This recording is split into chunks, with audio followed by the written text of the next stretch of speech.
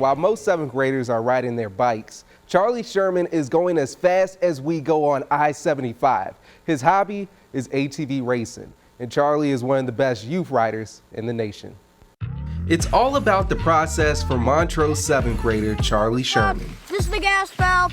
You turn it on to let the gas flow into the quad, and then we got our Kickstarter, got our tether in. Just give it a good old kick, give it some gas a little bit. Just like that, he's off and racing in his DRR USA ATV. So how fast can you get on this? What's the max speed? I think this one goes about 65 to 70, and this one goes like 60 to 65. 65 miles per hour? That's faster than you can go on the highway sometimes. How do you control everything? Usually, you just gotta try and keep your handlebars straight, push the gas, pin it all the way. You gotta stay inside the turn, going in after the straightaway, but you can't be too far outside because otherwise someone will sneak in. Easier said than done, but Charlie has been racing since he was 3 years old, and he gets to practice in his front yard.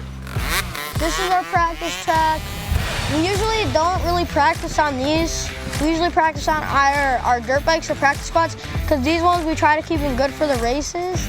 Over the years, Charlie has won a lot of those. You can see his accomplishments wall to wall in his house.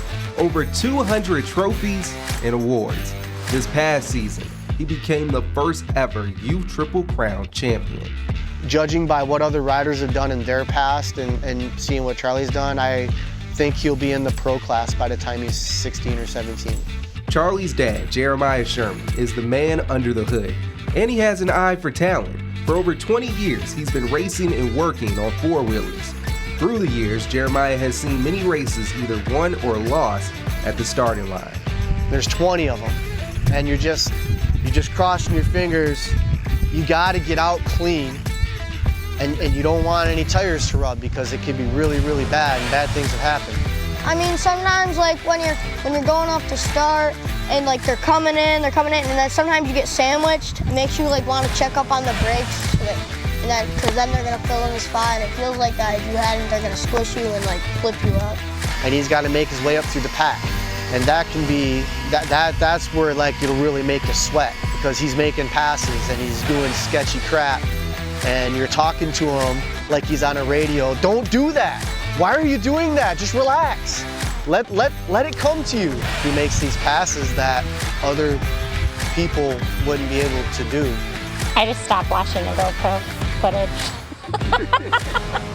Like, I don't need to see all the stuff he does out there. Charlie's races takes him all over the country, from Owasso to North Carolina, and the cost of those trips can add up pretty quick. We're getting 2 races out of a set of tires. So tires, you're looking at $300 a race. Belt rollers and springs, you're looking at another $200.